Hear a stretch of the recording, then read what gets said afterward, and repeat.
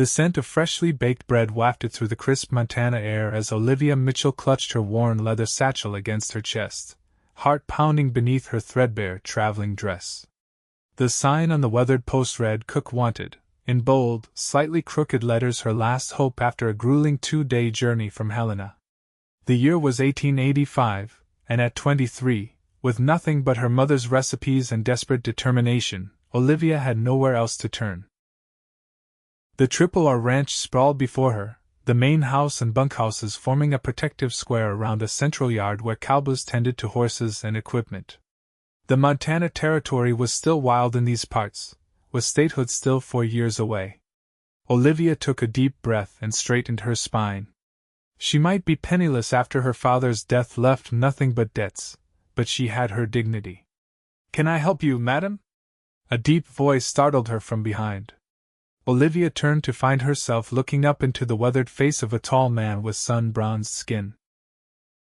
His dark blonde hair was partially hidden beneath a well-worn Stetson, and his eyes, a striking shade of blue, studied her with curious intensity. "I'm here about the cook position," she said, proud that her voice didn't waver. "I saw your notice in town." The man's expression shifted from curiosity to skepticism as he looked her over. "You don't look like any ranch cook I've seen before. I assure you, Mr. Ransom. Flynn Ransom. This is my ranch.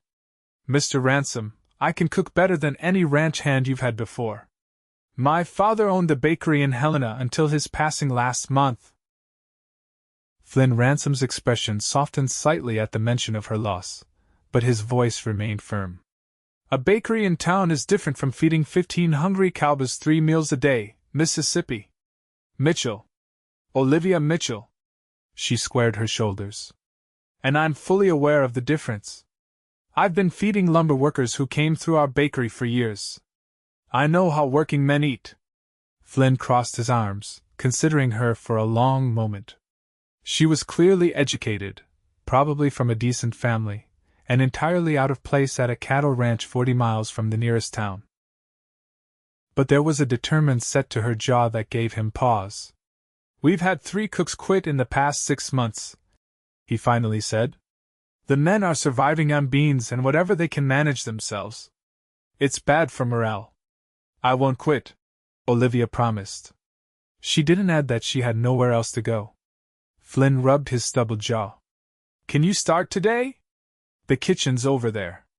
He nodded toward a building attached to the main house. "Show me what you can do, and we'll talk terms." Relief washed over her. "Yes, sir." "Thank you, sir." "Just Flynn," he corrected, the hint of a smile touching his lips. "Nobody calls me sir around here unless they're selling something I don't want to buy." The kitchen was in disarray, pots piled in corners, surfaces grimy with neglect, and the pantry woefully understocked. But the large wood-burning stove was in good condition, and there was a decent supply of flour, lard, and basic ingredients. Olivia rolled up her sleeves and got to work. By the time the ranch hands began filing in for supper, she had managed to clean the cooking surfaces, assess the supplies, and prepare a hearty meal of beans, cornbread, and apple cobbler made from the wrinkled apples she'd found in a barrel. Flynn entered last, his eyes widening slightly at the transformation. The long table was set, food was steaming in serving dishes, and the kitchen no longer looked like a neglected stable. "Smells good," he said cautiously, taking his seat at the head of the table. The cowboys, dusty and tired from a day of mending fences, fell upon the food with little ceremony. Olivia watched anxiously as Flynn took his first bite of cornbread, followed by a spoonful of beans. His expression gave nothing away. "Miss Mitchell," he said after a moment, "I believe we should discuss your accommodations." Her heart sank. Had she failed already? The beans were seasoned well, but perhaps the cornbread was too dry. She was about to defend her cooking when he continued. "There's a room off the kitchen. It's small, but it's private. $20 a month plus room and board. Sundays off unless it's roundup, or we have special circumstances." $20 was more than she'd hoped for. "That's very generous, Mr. Ransom Flynn. "You haven't seen the accommodations yet," he said with a hint of humor. "And I expect breakfast at 5:30. These boys start early." "I'll be ready," she promised. That night, in her tiny but clean room, Olivia wrote to her aunt in Boston. She explained that she'd found a position and wouldn't need to impose on her aunt's charity after all. She didn't mention that the position was as a ranch cook in the wilds of Montana, knowing her aunt would be scandalized. But for the first time since her father's funeral, Olivia felt a glimmer of hope. The days quickly fell into a rhythm. Breakfast before dawn: flapjacks, bacon, eggs when available, and always strong coffee. Packing lunch pails for the men who'd be too far from the ranch at midday. Dinner at sundown, the most substantial meal of the day. Between meals, she baked bread, scrubbed floors, mended tablecloths, and slowly brought order to her domain. Flynn Ransom remained something of a mystery. Unlike his talkative men, he was reserved, watching more than speaking. But she noticed the way he ensured she had what she needed for the kitchen without her having to ask, the way he intervened when one of the younger hands got too flirtatious, the way his eyes sometimes lingered on her when he thought she wasn't looking. 2 weeks into her stay, Olivia decided to bake her mother's special sourdough bread. She'd been nurturing the starter since her arrival, feeding it daily, waiting for it to develop the perfect tangy smell that signaled it was ready. The bread emerged from the oven golden and crusty just as Flynn returned from a long day checking on distant pastures. He entered the kitchen alone, earlier than the other men, his clothes dusty and his face weary. "You look exhausted," Olivia said before she could catch herself. "I mean, would you like some coffee? Dinner won't be for another hour." Flynn nodded gratefully, sinking into a chair at the small worktable in the corner of the kitchen. Olivia poured him coffee and, after a moment's hesitation, cut a thick slice of the still warm bread, spreading it with fresh butter and setting it before him. "Try this," she said. "It's my mother's recipe. The sourdough starter traveled with her from Virginia after the war." Flynn took a bite, closing his eyes as he chewed. When he opened them again, something had changed in his expression, something warm and appreciative that made Olivia's heart flutter unexpectedly. "This," he said slowly, "is the finest bread I've ever tasted, Miss Mitchell." "Olivia," she corrected gently. "If I'm to call you Flynn, then surely." "Olivia," he repeated, and her name sounded different in his voice, special somehow. He took another bite, savoring it. "I'd rather taste this forever than go back to what we had before you arrived." Their eyes met, and for a moment, something unspoken passed between them. Then the door banged open as the ranch hands began pouring in for dinner, breaking the moment. But something had shifted. The next morning, Flynn lingered over breakfast, asking Olivia about her family, her life in Helena. She found herself telling him about her father's bakery, how they'd struggled after her mother's death 10 years earlier, how the debts had mounted as her father's health failed. "I'm sorry," Flynn said, his voice gentle. "Losing family is hard." "You sound like you know," she ventured. Flynn nodded, his eyes distant. "My father built this ranch from nothing. My mother died when I was 12, but he kept going, built something that would last. He passed 3 years ago. My younger brother Reed was supposed to run it with me, but he headed to California instead. Now it's just me." "It's a beautiful ranch," Olivia said. "Your father would be proud." A small smile touched Flynn's lips. "I hope so." As spring turned to summer, the ranch grew busier. Cattle drives to summer pastures, mending fences damaged by winter storms, preparing for the eventual fall roundup. Olivia's days were full, but she found herself looking forward to those quiet moments with Flynn, early mornings before the hands arrived for breakfast, or late evenings when he would sometimes linger in the kitchen, helping her clean up after the others had gone to the bunkhouse. They talked about books. Flynn had a surprisingly extensive library in his study. About music. Olivia had played piano in Helena and missed it terribly. About the future. Flynn's plans to expand the ranch, Olivia's uncertain path forward. "You could stay," Flynn said one evening in late July as they sat on the porch after dinner, watching a spectacular sunset paint the mountains in shades of purple and gold. The men have never eaten so well. Even Hank has stopped complaining about his digestion. Olivia laughed. High praise indeed. She hesitated. I do like it here. More than I expected to. Flynn's hand rested on the porch railing, inches from hers. I'm glad. The moment stretched between them, filled with unspoken possibilities. Then a rider appeared in the distance, galloping toward the ranch at full speed, and Flynn was on his feet, the moment broken. The rider brought news of rustlers hitting the Johnson place 10 miles north. Flynn and most of the hands rode out immediately, leaving only old Hank and 2 young hands to guard the ranch.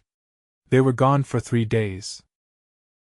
When they returned, 2 men had been wounded, not seriously, but enough that Olivia found herself pressed into service as a nurse. Flynn himself had a deep cut along his forearm that needed cleaning and stitching. I've sent for the doctor, she told him as she examined the wound in the kitchen. But it'll be tomorrow before he can get here. This needs attention now. Flynn nodded grimly. Do what you need to do. Olivia had assisted the doctor and Helena often enough to know the basics. She cleansed the wound with whiskey, sterilized the needle over the stove's flame, and began the delicate work of stitching the edges of the cut together. Flynn watched her hands, not flinching once as the needle pierced his skin. You have steady hands, he said, his voice low. My father said the same when I decorated cakes, she replied, trying to keep her voice light despite their proximity, despite the intimacy of tending his wound, despite the way his breath touched her cheek when he spoke. Is there anything you can't do? The admiration in his voice made her flush. I'm a terrible rider, she admitted. And I can't shoot worth a damn. Flynn's laugh was unexpected and rich. Well, I can teach you both of those things. She tied off the last stitch and cut the thread. There. Keep it clean, and when the doctor arrives tomorrow, have him check my work. Flynn didn't move away. Instead, his good hand came up to touch her cheek gently. Thank you, Olivia. Her breath caught. Flynn. The door opened, and young Billy stuck his head in. Boss, Marshall's here wanting to talk to you about those rustlers. Flynn dropped his hand, the moment broken once again. Coming, he said, his eyes still on Olivia. We'll continue this conversation later. But later proved elusive. The rustling incident had everyone on edge, with extra patrols and precautions taking up Flynn's time. August arrived with a heat wave that made the kitchen unbearable by midday, forcing Olivia to do her baking in the pre-dawn hours. It was during one such early morning that disaster struck. Olivia had risen at 3 to start the bread, wanting it to be done before the kitchen became too hot. Half asleep, she knocked over a lantern. The flame caught the curtains, and within moments, the kitchen was ablaze. Olivia screamed for help, grabbing buckets and trying to douse the flames, but they spread too quickly. Flynn and the hands came running from all directions. Together they formed a bucket brigade from the well, but it was clear the kitchen and possibly the attached main house were in danger. Get out of here! Flynn shouted at Olivia as a beam crashed down where she'd been standing seconds before. My things! She cried, thinking of her mother's recipes, the few mementos she had left. I'll get them, Flynn promised, pushing her towards safety. Just go! It took 2 hours to put out the fire. The kitchen was destroyed, and smoke damage extended into the main house, but thankfully the structure remained sound. And true to his word, Flynn had retrieved Olivia's small trunk of possessions. Covered in soot, exhausted, and fighting tears, Olivia sat on a bench in the yard, clutching the recipe book to her chest. Flynn sat beside her, his arm bandaged from the rustling incident, his face streaked with ash. I'm so sorry, she whispered. I was careless. I'll pay for the damages from my wages. Flynn shook his head. It was an accident. And it would take you years to pay for a new kitchen. He ran a hand through his sooty hair. We needed to modernize anyway. I've been meaning to get one of those new cast iron ranges. But where will I cook in the meantime? How will I feed everyone? We'll set up a temporary kitchen in the storage shed, Flynn said. The men can take turns helping. We'll manage. Olivia looked at the smoldering ruins of her domain, feeling utterly defeated. Perhaps this is a sign that I should move on. I could try to find work in town, or finally take my end up on her offer to go to Boston. Flynn's head snapped toward her. Is that what you want? To leave? The intensity in his voice surprised her. No, she admitted softly. But I've destroyed your kitchen. Buildings can be rebuilt, Flynn said. His hand found hers, his callous fingers wrapping around her smaller ones. Some things are harder to replace. Their eyes met, and this time there was no interruption, no emergency to pull them apart. Flynn leaned forward, his free hand coming up to brush a strand of hair from her face. I don't want you to go, Olivia. Why? She whispered, hardly daring to hope. Because every morning when I wake up, my first thought is of seeing you in the kitchen. Because you've brought light and warmth to this place that I didn't even realize was missing. Because. He took a deep breath. Because I think I'm falling in love with you. The world seemed to still around them. Flynn, Olivia breathed. I'm just your cook. No, he said firmly. You're the woman who makes bread that tastes like home. You're the woman who stitched my arm with steady hands and reads Shakespeare by lamplight. You're the woman I want to build a future with if you'll have me. Tears filled Olivia's eyes. I've been falling in love with you too, she confessed. But I was afraid to hope. You're a rancher with land and prospects. I'm just. Flynn silenced her with a gentle kiss, his lips warm against hers. When he pulled back, his eyes were shining. You're everything I never knew I needed. The rebuilding of the kitchen became a labor of love. Flynn ordered a modern range from Chicago, hired extra hands to expedite the construction, and worked alongside them himself. Olivia learned to cook over an open fire, creating hearty stews and simple breads that the men declared were just as good as her kitchen creations.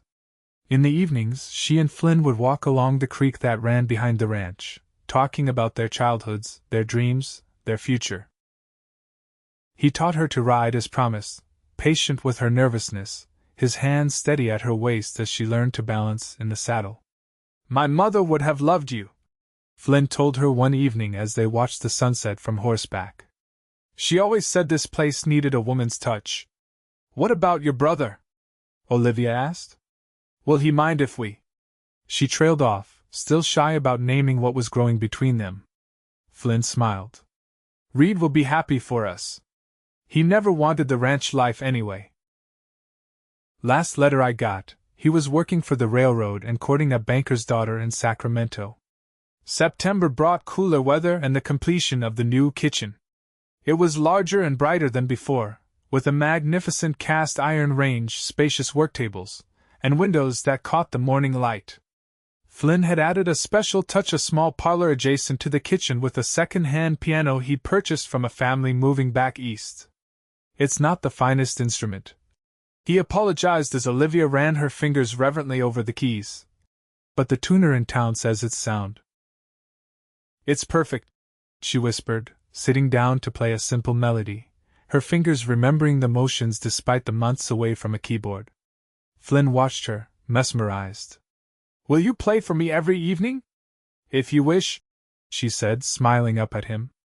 I wish for that and much more, he replied, his voice husky with emotion. The fall roundup kept everyone busy from dawn until well after dusk.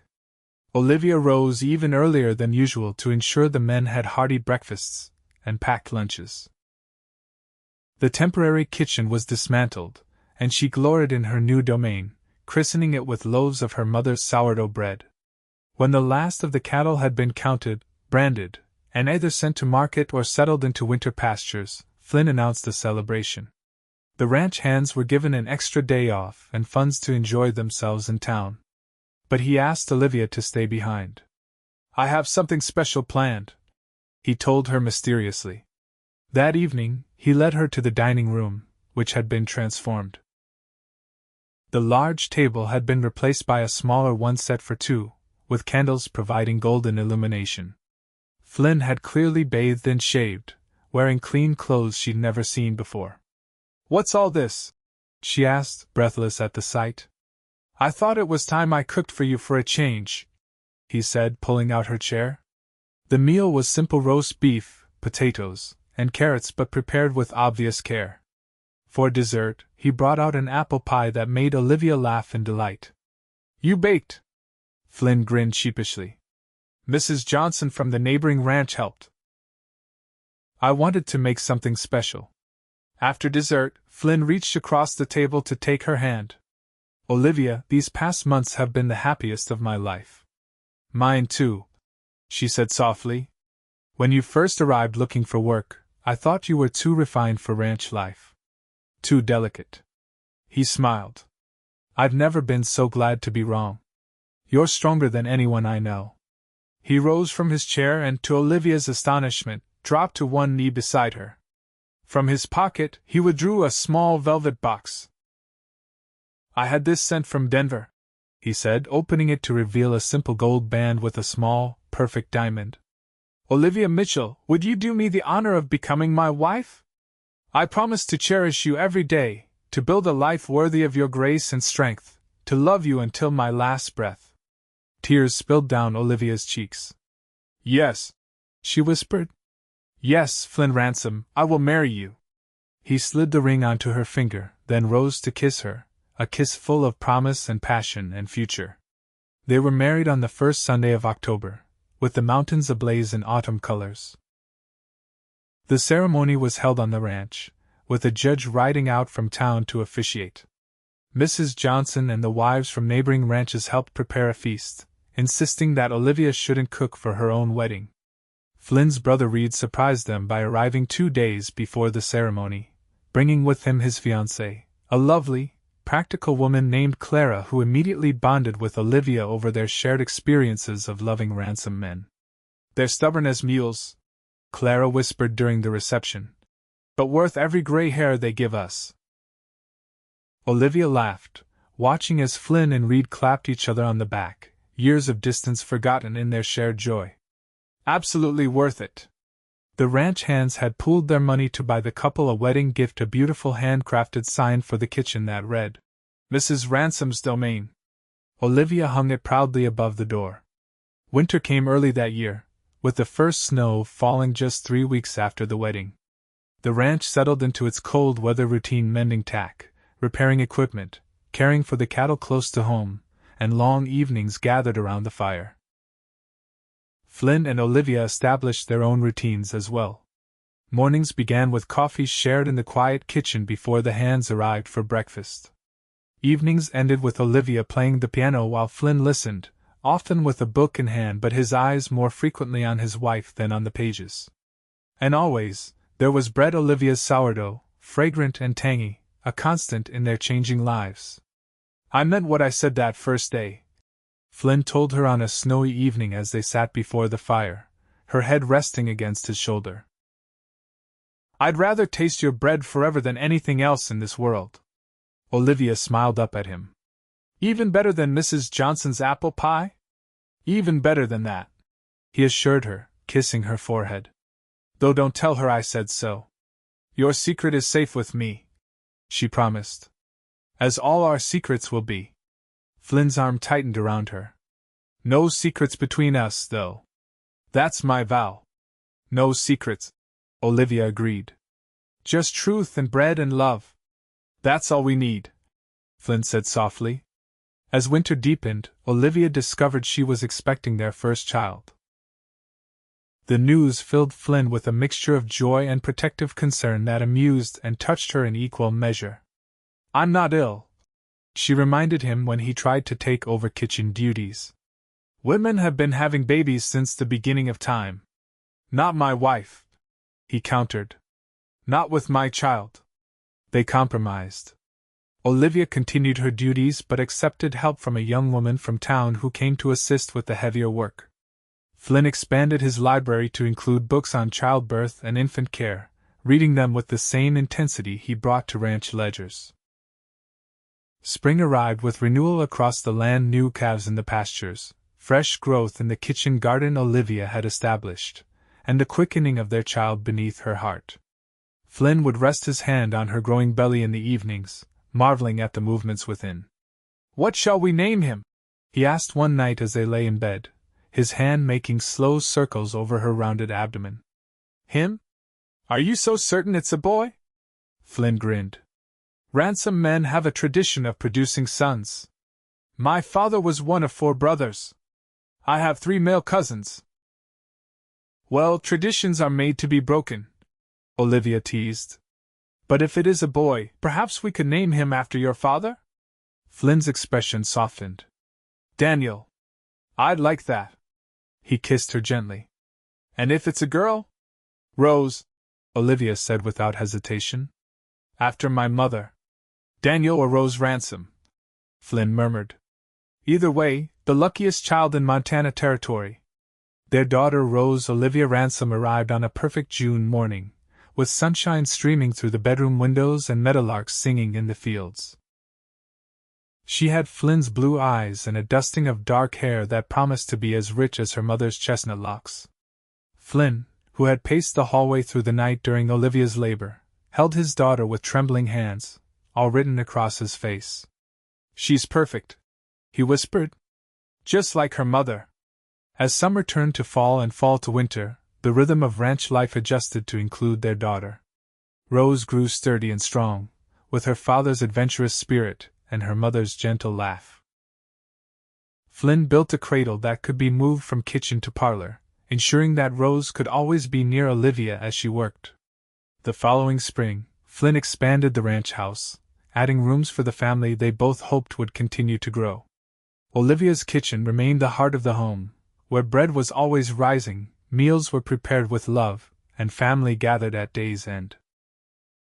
On the anniversary of their first meeting, Flynn surprised Olivia with a special gift, a gold locket containing a miniature portrait of their daughter on one side and a tiny curl of Rose's hair on the other. "To remind you of how our story began," he said as he fastened it around her neck. "With a brave woman asking to be a cowboy's cook." Olivia touched the locket, tears shining in her eyes. "I was so desperate that day. I never imagined I'd find not just employment but a home. A family." Flynn took her hands in his.